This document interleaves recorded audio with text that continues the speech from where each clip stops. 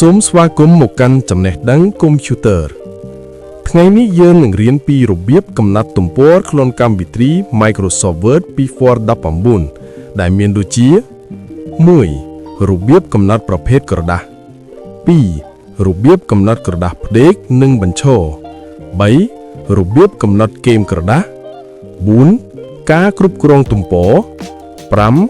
របៀបកំណត់ក្រដាសផ្ដេកនិងបញ្ឈររួមគ្នាក្នុងឯកសារតែមួយ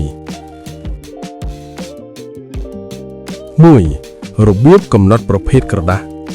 ការកំណត់ប្រភេទក្រដាសមុនពេលយើងធ្វើកិច្ចការគឺពិតជាសំខាន់ណាស់ព្រោះបើសិនជាយើងធ្វើកិច្ចការហើយមកកំណត់តាមក្រោយនោះកិច្ចការរបស់យើងនឹងខុសទម្រង់ឬខូចទ្រង់ទ្រាយដោយទើបយើងត្រូវកំណត់ប្រភេទក្រដាសជាមុន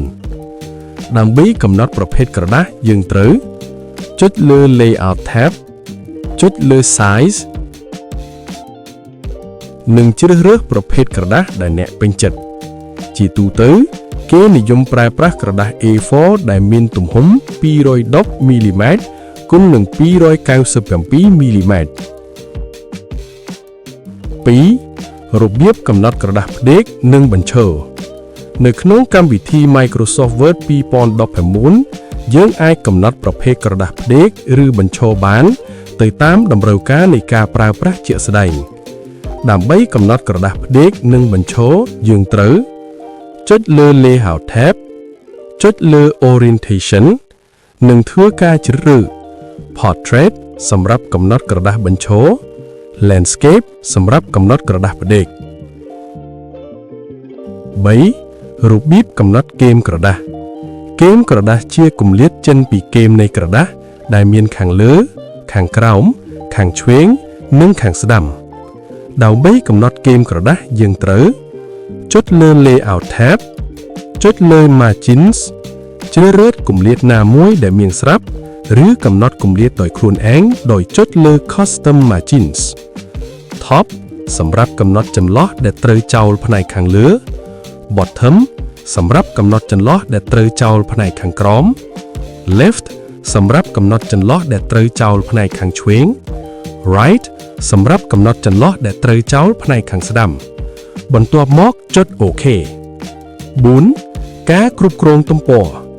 ការគ្រប់គ្រងទំព័រអាចឲ្យយើងកំណត់ក្របបន្ថែមទំព័រនិងផ្ដាច់ទំព័រជាដើមការគ្រប់គ្រងទំព័រយើងត្រូវចុចលើ Insert tab បន្ទាប់មករកមើលក្រុម Pages Cover Page ប្រើដើម្បីបង្កើតនៅទំព័រដំបូងនៃឯកសារធ្វើឲ្យឯកសាររបស់យើងកាន់តែមានភាពទាក់ទាញវាមានគំរូស្អាតៗជាច្រើនហើយយើងអាចធ្វើការរចនាបន្ថែមទៅលើវាបាន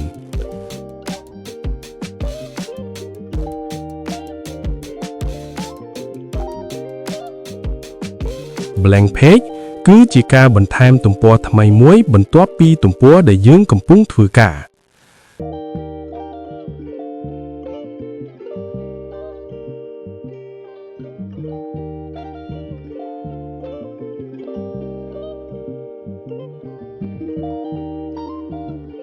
Page Break ប្រើសម្រាប់ផ្ដាច់ទំព័រចេញពីគ្នា 5. របៀបកំណត់ក្រដាសផ្ដេកនិងបញ្ឈររួមគ្នាក្នុងឯកសារតែមួយពេលយើងត្រូវការធ្វើការងារទាំងនៅលើក្រដាសបញ្ឈរនិងក្រដាសផ្ដេកក្នុងឯកសារតែមួយដូចនេះវាពិតជាសំខាន់សម្រាប់ការរៀនប្រើប្រាស់វាដំបូងយើងត្រូវចូលទៅកាន់ Layout ចុចលើ Breaks ជ្រើសរើស Next Page បន្ទាប់មកទៀតចុចលើ Orientation ដើម្បីប្ដូរទំព័រទៅជាផ្ដេកឬបញ្ឈរ